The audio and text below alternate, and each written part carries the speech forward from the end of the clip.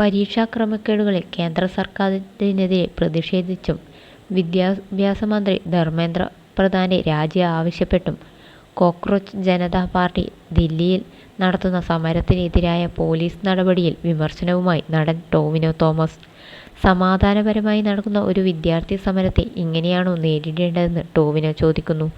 ഭാവി തലമുറ സംസാരിക്കുമ്പോൾ അതിലെ അടിച്ചമർത്തുന്ന പക്ഷം ഭാവി തന്നെയാണ് ചവിട്ടി താഴ്ത്തപ്പെടുന്നതെന്ന് ടൊവിനോ കുറിക്കുന്നു. സോഷ്യൽ മീഡിയയിലൂടെയാണ് ടൊവിനോയുടെ പ്രതികരണം. ടൊവിനോയുടെ കുറിപ്പ് ഇങ്ങനെയായിരുന്നു: ശരിയും തെറ്റും ആപേക്ഷികമായിരിക്കാം, പക്ഷേ സമാധാനപരമായ ഒരു സമരത്തെ നേരിടേണ്ട രീതി എന്തായാലും ഇതല്ല. ഒരു രാജ്യത്തിൻ്റെ ഭാവി തലമുറ സംസാരിക്കുമ്പോൾ അതിനെ അടിച്ചമർത്തുന്ന പക്ഷം ഭാവി തന്നെയാണ് ചവിട്ടിത്താഴ്ത്തപ്പെടുന്നത്.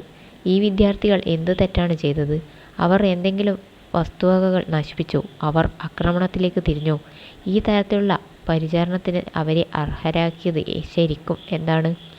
നമ്മുടെ രാജ്യത്തിൻ്റെ ഏത് ഭാഗത്തും ഒരു കാര്യത്തിനു വേണ്ടി സമാധാനപൂർവ്വം പ്രതിഷേധിക്കുന്ന ഓരോ വ്യക്തിക്കും ഞാൻ ഹൃദയപൂർവ്വം ഐക്യദാർഢ്യം പ്രകടിപ്പിക്കുന്നു.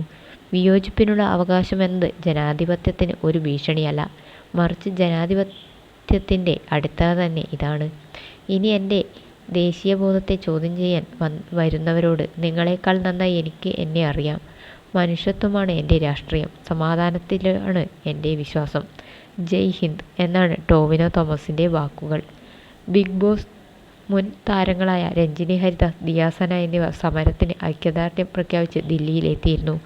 വിദ്യാഭ്യാസം മനുഷ്യനെ സംബന്ധിച്ച് പ്രധാന വിഷയമാണെന്നും അതിലെ പ്രശ്നങ്ങൾ ഉയർത്തിയുള്ള സമരത്തിനായാണ് CJPയുടെ പ്രക്ഷോഭത്തെ പിന്തുണയ്ക്കുന്നതെന്നും രഞ്ജിനി ഹരിദാസ് പറഞ്ഞിരുന്നു. ആക്ടിവിസ്റ്റ് സോനം വാങ്ചുക്കിനെ സമരവേദിയിൽ നിന്ന് കൊണ്ടുപോയത് കണ്ട് സഹിച്ചില്ല. രാജ്യത്തിന് വേണ്ടി നല്ലൊരു കാര്യം ചെയ്യുന്നയാളെ ഏറെ അനാദരവോടെയാണ് കൊണ്ടുപോയത്. യൂണിഫോം പോലും ഇടാത്ത ആളുകൾ വെള്ളത്തുണിയിൽ മൃതദേഹം കൊണ്ടുപോകും പോലെയാണ് എടുത്തു കൊണ്ടുപോയതെന്നും രഞ്ജിനി പറഞ്ഞിരുന്നു.